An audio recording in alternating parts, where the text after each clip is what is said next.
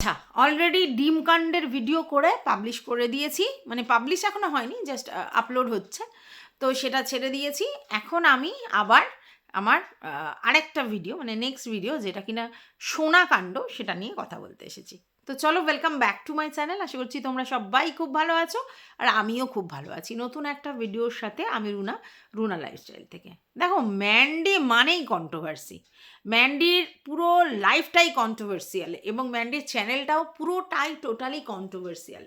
ম্যান্ডির পিছনে কখনোই কন্ট্রোভার্সি থেমে থাকে না, কন্ট্রোভার্সির মধ্যে দিয়েই ম্যান্ডি চলে। তাই তো ম্যান্ডিকে কন্ট্রোভার্সি কুইন বলা হয়। আর কন্ট্রোভার্সি ও ভালোবাসে, ও পরতে পরতে কন্ট্রোভার্সি, ও 4 বছর ধরে কন্টিনিউ কন্ট্রোভার্সি দিয়ে চলেছে, এটাও নিজে স্বীকার করেছে। তাহলে ওকে নিয়ে কন্ট্রোভার্সি হবে, এবং সেটা যে তুঙ্গে হবে এটাই স্বাভাবিক। এবার কেন এত কন্ট্রোভার্সি? সবে সবে আমাদের ট্রাভেল ব্লগ করে ম্যান্ডি রানী সিমলা থেকে ধপাস করে লাফ দিয়ে রানাঘাটে পড়েছে। আর তারপরেই তার জন্মদিন, এবং মনে হয় ওর জন্মদিনের দিনই ওর বেস্ট ফ্রেন্ড রিয়াঙ্কার ছেলের অন্নপ্রাশন। ঠিক আছে, এবার কন্ট্রোভার্সিটা এখানে কোথা থেকে এলো? কন্ট্রোভার্সিটা এলো সেখানে গিফটটা নিয়ে, যেটা কিনা ও রিয়াঙ্কার ছেলেকে দিয়েছে, এবং সেইখান থেকেই শুরু হয়েছে ভিউয়ার্সদের নানা মুনির নানা কথা। এবং কেন এত কথা উঠছে? আমরা সবাই জানি আমাদের ম্যান্ডু রানী এমন একটি মেয়ে যে সবাইকেই কিন্তু সুন্দর সুন্দর গিফট দেয়, এবং এক্সপেন্সিভ গিফট দেয়। এবং আমরা দেখেছিলাম মারুকে সে একটা গিফট দিয়েছিল মুক্তোর, তোমার হচ্ছে এখানে একটা টাসেল টাইপের, আর এইদিকে দুটো এরকম মুক্তোর যেগুলো হয় সেই দিয়েছিল। এবং তারপরে ভেরি রিসেন্ট আমরা যেটা দেখেছি সেটা হচ্ছে তার দালাল কাম সোনা দিদি ভাই, আমরা তাকে দালাল বলি, কিন্তু সে তাকে সোনা দিদি ভাই বলে রাখে। তো চাটা দালাল, মানে যিনি কিনা হরফে সোনা দিদি ভাই, সেই দিদিভাইকে সোনা দিয়েছিল। এবং সবার কাছে সেটা এক্সপেক্টেড ছিল যে ম্যান্ডি মানেই সোনা দেবে, এবং সেই সোনাটা দিয়ে মানে আমাদের সোনা দিদিভাইয়ের মুখটাও বন্ধ করবে। এবং অনেকে বলেছিল যে এই সোনাটা দিয়ে পট্টি পরিয়েছে যেরকম আমাদের এদের পোষ্যদের পট্টি পরানো হয়, তো ওকেও পট্টি পরিয়ে রাখা হয়েছে চাটানোর জন্য, দালালি করার জন্য। তো যাই হোক, এই যে সোনাটা দিয়েছিল, তো তখনও কিন্তু আমরা জানি সোনার বাজার মূল্য অনেক। তারপরেও কিন্তু সে একটা সোনা দিয়েছিল, এবং সোনাটা কিন্তু যথেষ্ট হালকার মধ্যে। কারণ সত্যি কথা বলতে এখন নিজের রিলেটিভদের মধ্যেও সোনা দেওয়া যায় না, এমনই কঠিন পরিস্থিতি, মানে সোনার দামটা এতটাই তুঙ্গে চলে গেছে। তো সেখানে একটা আননোন পার্সন, জাস্ট সবে সবে কিছুদিনের আলাপ, সেখান থেকে ওদের মধ্যে কী ঝামেলা হয়েছিল সব জানো। এবং পরবর্তীকালে আবার মিলন হয়েছে, এবং মিলনে যে তার মুখ বন্ধ করার জন্য সোনা নিয়ে সোনা দিদিভাইকে দেবেন আমাদের ম্যান্ডি দিদি, সেটা সবাই বুঝেছিল, এবং সেটা দেওয়ার পরে ঝড় তো উঠেই ছিল। তো এখন আবার ঝড়, যেই বিশ্বাসঘাতক, যেই তোমার ক্ষতি সাধন করা যে মহিলা, যার সঙ্গে তোমার এখন পিতলামো হয়েছে, এবং সেই পিতলামোর জেরে তুমি তার ম্যারেজ অ্যানিভার্সারিতে গিয়ে তাকে সোনার একটা লকেট দিতে পারলে, আর সেখানে তোমার বেস্ট ফ্রেন্ড, যাদের সঙ্গে তোমার এত সখ্যতা, এত অন্তরঙ্গতা, তার ছেলের অন্নপ্রাশনে সামান্য সোনা জুটলো না, তাকে রূপো দিলে। আমি একটা কথা বলি, ভালোবাসা সোনার রূপো দিয়ে হয় না, ঠিক আছে? এইবার এইখানে তোমরা একটা জিনিস ভুলে যাচ্ছ, যে রূপোর হারটা দিয়েছে যথেষ্ট শক্ত পোক্ত মজবুত, ওই টাকার সঙ্গে হয়তো আর একটু কিছু টাকা দিলেই কিন্তু একটা পিতপিতে সোনার আংটি হয়ে যেত, যেই সোনার আংটিটা কোনো কাজের নয়। ঠিক আছে, এই যে অন্নপ্রাশনে যে আংটিগুলো দেওয়া হয়, যদিও আত্মীয় স্বজনরা একটু বড় সড়ো করে দেয় আলাদা কথা, কিন্তু নর্মালি যে সোনার আংটি পাওয়া হয় সেই আংটিগুলো যথেষ্ট পিতপিতে, ওগুলো কোনো কাজে লাগে না। পরে ওগুলোকে একসঙ্গে ধরে কোনো জায়গায় দিয়ে অন্য কিছু নিয়ে নেওয়া হয় অনেক সময়, কিন্তু বেশিরভাগ ক্ষেত্রেই ওগুলো কোনো কাজে লাগে না। তো সেই জায়গায় আমি ম্যান্ডিকে সাপোর্ট করি, যে ম্যান্ডি তাকে সোনার পিতপিতে আংটি না দিয়ে একটা বড় সড়ো মোটাসোটা চেন দিয়েছে, যেটা ভবিষ্যতেও সে গলায় দিতে পারবে। এবার কথা হচ্ছে সোনা আর রূপো, এটা নিয়ে সমস্যাটা হয়েছে। কিন্তু একটা জিনিস তোমরা চিন্তা করো, যে আজকের যেই দুর্মূল্যর বাজার, সেই বাজারে একটা সোনা কিনা, কিন্তু সোনা কেনা এত সোজা নয়। মানে 1 গ্রাম সোনার দাম যেখানে প্রায়, হ্যাঁ, 13,000 1,32,000 মনে হয়, 13,200 1 গ্রাম সোনার দাম, ঠিক আছে। এবার এই 1 গ্রাম সোনাতে যদি তুমি কি যেন বলে মজুরি ফজুরি দাও আরও আরও বেশ 4-5 হাজার টাকা, মানে একটা 18-19 হাজার টাকায় একটা পিতপিতে সোনার আংটি হবে, তাই না? খুব বেশি তো ভালো হবে না। তো তার থেকে বেটার হয় না যে মোটামুটি একটা মোটা সোটা ধরনের একটা রূপোর চেন দেয়া, যেটা সে পরতে পারবে, ইউজ করতে পারবে। কারণ ম্যান্ডি ওখানে কিন্তু পরিষ্কার বলেছে, আমি পদ বা বালা দিলাম না, তার কারণ হচ্ছে সেগুলো বেশি দিন পরতে পারবে না, একটা সময় সেগুলো ভেঙে অন্য কিছু করতে হবে, কারণ ওর পদ তো বেশি দিন পরা যায় না, আর বালাও তাই বাচ্চাবেলায় পরা যায়, তারপরে না। কিন্তু সোনার চেনটা বড়, এই রূপোর চেনটা বড় হলেও পরতে পারবে, তাই না? তো সেই জায়গা থেকে আমি এটা দিয়েছি। এবার ওরা ভাঙাবে গড়াবে আলাদা ব্যাপার, বাট আমি কিন্তু এটা দীর্ঘদিন যাতে ওদের কাছে স্মৃতি হয়ে রাখে সেই জন্য করেছি। এইবার এখানে অনেকগুলো কথা অনেকে বলেছে, কিছু ভিউয়ার্স বলেছে সবে সবে ওরা ঘুরে এলো, ওদের পক্ষে কি আবার এত টাকা এফোর্ড করা সম্ভব, এটা একটা। অনেকে বলছে যে মানে রিয়াঙ্কা কি ওর মেয়ের জন্মদিনে সোনা গিফট করেছে? আচ্ছা। তারপরে অনেকে বলছে যে তুমি সবাইকে যখন সোনা দাও তাহলে কেন রিয়াঙ্কার ছেলেকে দিলে না? আচ্ছা, গেল। আবার অনেকে বলছে যে তুমি সোনা দিদিভাইকে দিতে পারলে, ওকে কেন দিতে পারলে না, এটা বলছে। এবার প্রথম কথা বলি, আমার কাছে সোনা আর রূপো দুটোই একই জায়গায় দাঁড়িয়ে আছে, কারণ এখানে ভালোবাসাটা। আর আমি যতদূর জানি রিয়াঙ্কার জন্য ম্যান্ডি কিন্তু অনেক কন্ট্রিবিউট করে এবং ওকে খুব ভালোবাসে, অনেক জিনিস গিফট টিফট দিয়েছে। কিছুদিন আগেই তো বাচ্চার জন্য সেই কী সব জিনিস নিয়ে গেল, ওই তোষক ফোষক না কম্বল ফম্বল কী সব নিয়ে গেল, অনেক কিছু নিয়ে গেছিলো, ম্যাট্রেস না তোষক এসব সব নিয়ে গেছিলো। তো ও ওরকম ব্যাপার নেই যে ওকে কম ভালোবাসে বলে রূপো দিয়েছে, একদমই নয়। এটা গেল। 2 নম্বর কথা হচ্ছে যে ওই পিতপিতে আংটিগুলো কোনো কাজের নয় বলেই ও ওগুলো দেয়নি, রূপোর জিনিসটা দিয়েছে। আর ও যেরকম পছন্দের আংটি দিতে যাবে সেক্ষেত্রে এখন অনেকটা এক্সপেন্সিভ হয়ে যাবে, যেটা এই মুহূর্তে ম্যান্ডি হয়তো এফোর্ড করতে পারবে না, কারণ সবে সবে ঘুরে এসেছে। তো একটা বেশ অ্যামাউন্ট খরচা হয়েছে, আর সঙ্গে সঙ্গে কিছু করা, তারপর ওদের বার্থডে সেলিব্রেশন আছে, তো একটু সবসময় তো আর সবার কাছে মানে সমানভাবে পয়সা থাকে না, তো হয়তো পয়সা হলে অন্য কিছু জিনিসও দিয়ে দেবে। আচ্ছা, এইবার একটা দামি কথা এসেছে, যেটা হচ্ছে যে রিয়াঙ্কা কি ওর মেয়ের জন্মদিনে দিয়েছে সোনার জিনিস? এটাও তো সত্যি কথা, রিয়াঙ্কা কি ওর মেয়ের জন্মদিনে দিয়েছে? তাহলে সব দায় কেন শুধুমাত্র ম্যান্ডির হবে? রিয়াঙ্কা যদি মানে সোনার জিনিস না দিয়ে সেই মানে ভালোবাসাটা ধরে রাখতে পারে, তাহলে তোমার হচ্ছে ম্যান্ডি কেন পারবে না? ম্যান্ডির ক্ষেত্রে কেন সোনার জিনিস দিতে হবে?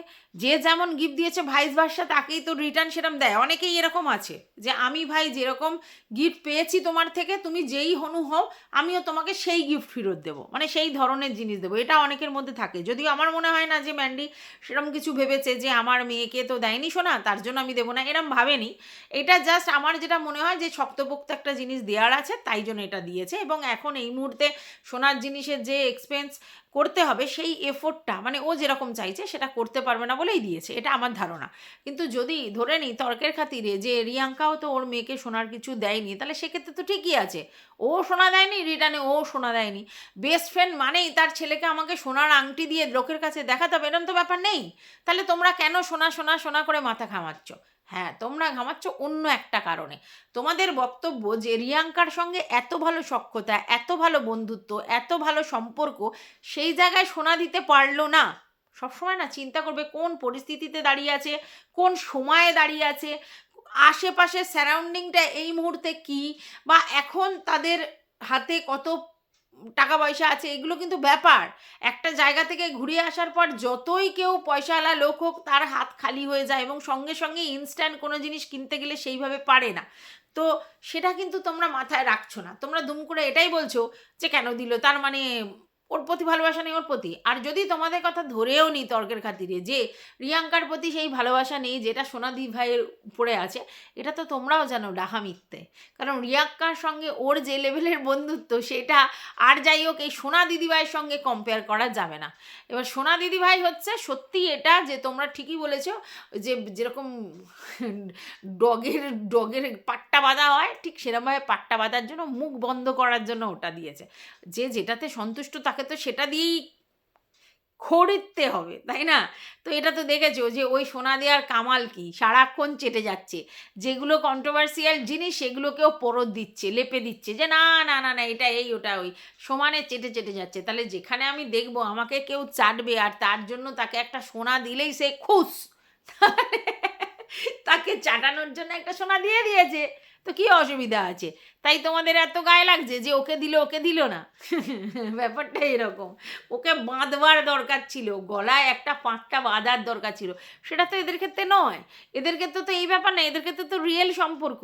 আরও একটা ব্যাপার তোমরা লক্ষ্য করেছো কিনা জানি না, সেটা হচ্ছে আমাদের ম্যান্ডুরানি একটা কানের দুল, একটা তোমার নেকলেস টাইপের পরেছিল, মানে বেশ সেজে গুজেছিল। তবে হ্যাঁ, আমার এই সাজটা স্পেশালি ম্যান্ডিকে খুব ভালো লাগছিল, ভীষণ মিষ্টত্ব, মানে মুখটা মিষ্টি লাগছিল, এবং ওর চুল বাঁধাটাও খুব সুন্দর হয়েছে।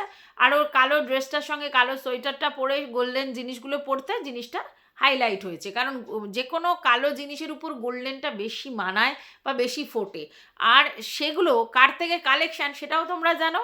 হ্যাঁ, আকাশ পাপড়িদের থেকেই কিন্তু ওইগুলো কালেক্ট করেছে, এটা বোঝো, এটা বোঝো ভালো করে, দিমাগের বাতি জ্বালাও, ঠিক আছে? তো আকাশ পাপড়ির চ্যানেল মানে ভিডিও, মানে ভিডিও থেকে দেখলাম যে ওখান থেকে এই কালেকশানগুলো নিয়েছে, এবং বেশ অনেক টাকার কিন্তু ও কালেকশান ওখান থেকে মানে কিনেছে, এবং সেগুলোই পড়ে গেছে, মানে অ্যাডও দিয়ে দিয়েছে। তাহলে যারা তোমরা বলছিলে আকাশ পাপড়িও তো বিজনেস করে, তার বিজনেসের অ্যাড দেয় না, শুধু এখানে বলে এটাই করে না, যেখানে যেটা অ্যাড দেওয়ার সেটা ম্যান্ডুরানি ঠিক অ্যাড দিয়েছে। এবং সেক্ষেত্রে তোমরা দেখেছো ওর গয়না কিনেছে, সেটা আকাশ পাপড়ি দেখিয়েছে তার চ্যানেলে, এর চ্যানেলে এখনও দেখানো হয়নি। আর এই গয়নাগুলো পরে কিন্তু বললো এইটার আবার ভিডিও আসবে। ওর ভিডিও জগা খিচুড়ি হয়ে গেছে। কেন জগা খিচুড়ি হয়ে গেছে?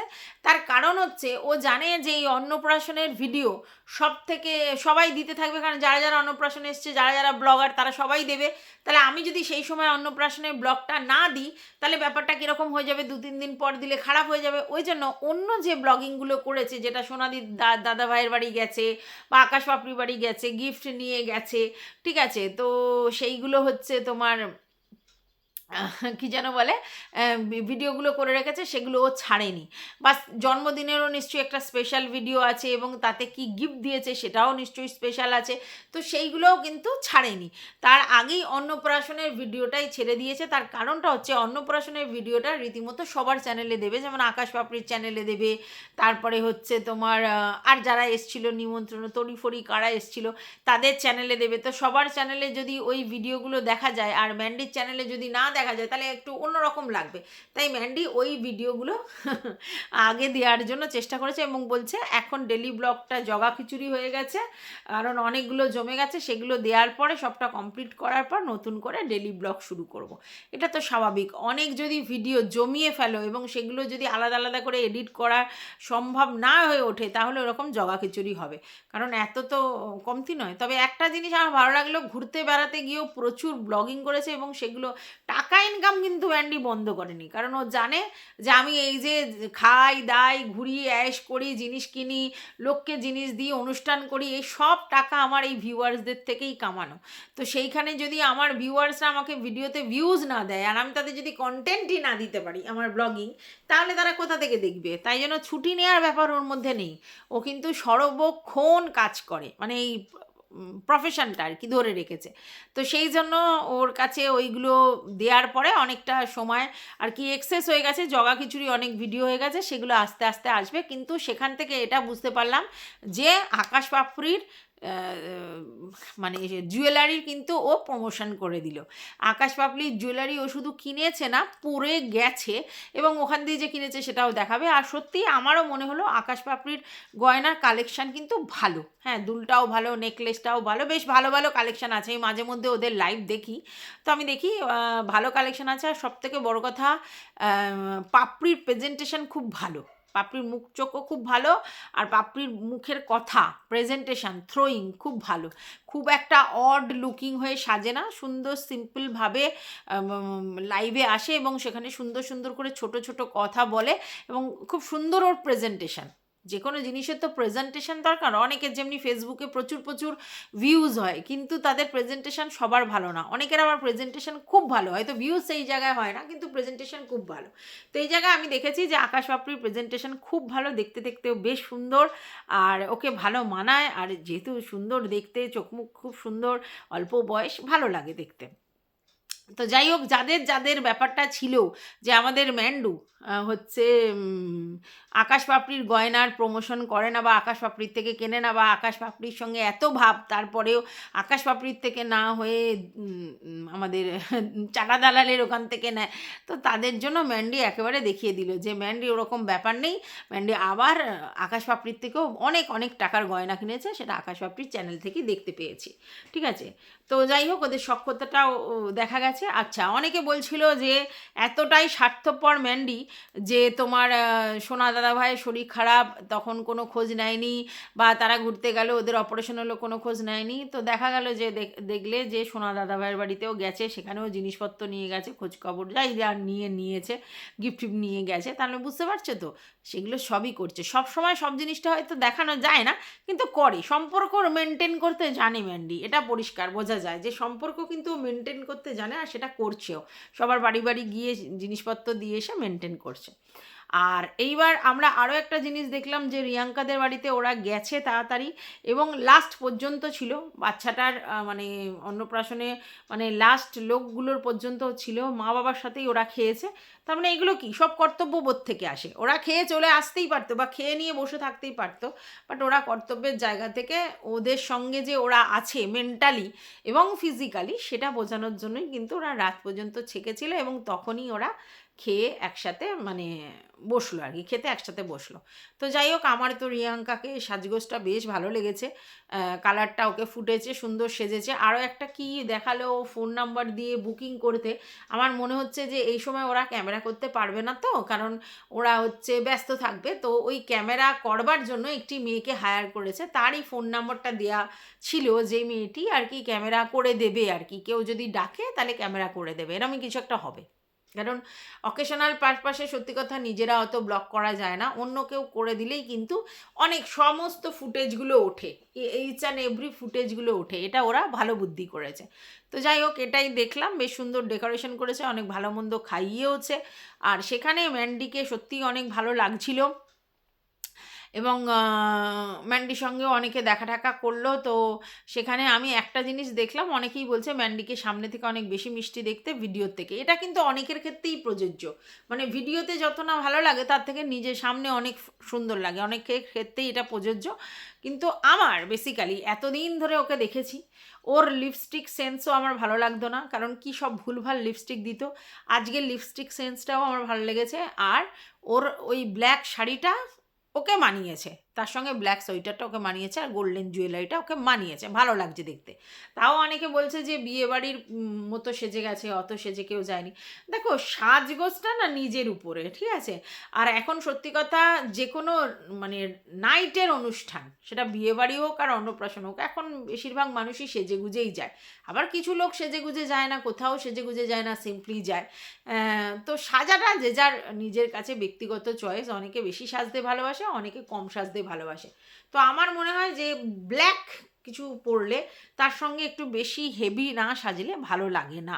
আর যেহেতু রাতের অনুষ্ঠান, সেখানে শীতকালে ব্ল্যাক পরেছে, তার সঙ্গে হেভি একটু সেজেছে, একেবারে তো হেভি সাজেনি, কারণ মুখের মেকআপ ওর বেশি ছিল না, শুধু আইলাইনার উপর দিয়েছিল, নিচে পাতলা করে কাজল আর লিপস্টিক, একটা ছোট্ট টিপ পরেছিল, আর তো কিছুই পরেনি, কিছুই সাজেনি, কোনো উগ্র মেকআপ ছিল না। হ্যাঁ, জুয়েলারিটা একটু বেশি ইয়েলো, তার জন্য ছিল, কিন্তু তার বেশি কিছু না। তো ওভারঅল আমি যেটা বুঝলাম যে সোনাকাণ্ড অ্যাকচুয়ালি লণ্ডভণ্ড। বক্তব্য বেশিরভাগ লোকের ক্ষেত্রে যে রিয়াঙ্কার ছেলেকে সোনা দাওনি রূপো দিয়েছে, এটা নিয়ে হয়তো এত প্রশ্ন উঠতো না যদি না ওরা সোনা দিদিভাইকে সোনার ওই লকেটটা দিত, ঠিক আছে। তো এইখান থেকে লোকের কম্পেয়ার করা শুরু হয়েছে, যে যার সঙ্গে তোমার এতদিনের বন্ধুত্ব, এতদিনের ঘনিষ্ঠতা, এতদিনের রিলেশন, যারা তোমার আপদে বিপদে রয়েছে, তুমিও তাদের আপদে বিপদে রয়েছো, তোমার মানে একদম বেস্ট ফ্রেন্ড, এত ভালো সম্পর্ক, সেখানে তুমি রূপো দিয়ে ছেড়ে দিলে। আর যেখানে তোমাকে ওয়াইটির বাজারে, ভরা বাজারে বিক্রি করতে একবারও ভাবেনি। তোমার কল রেকর্ড থেকে আরম্ভ করে সমস্ত কিছু ফাঁস করেছিল। তারপর কেস কামারির পর লাল লাল ঝোল খাইয়ে তার সঙ্গে নেগোসিয়েশন করেছো, ভালো কথা। এরপর তো তোমাদের সেই সখ্যতার মানে কি বলবো, ভাষায় বলে প্রকাশ করা যাবে না, এরম সখ্যতা তোমরা দেখালে।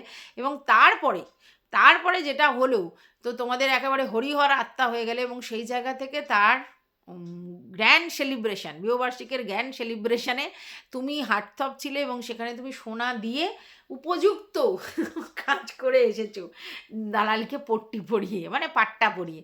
আর সেইখান থেকে তুমি এদের জন্য এটা করলে না, মানে এই তুলনাটা এসে যাচ্ছে। কিন্তু আমার যেটা মনে হলো আমি সেটাই তোমাদের সঙ্গে শেয়ার করলাম। বাকি তোমরা যে যার মন্তব্য অবশ্যই কমেন্ট বক্সে জানাতে পারো। আর ভিডিওটা যদি ভালো লাগে তবে একটা লাইক তো বানতে হয়। তো টাটা সবাইকে।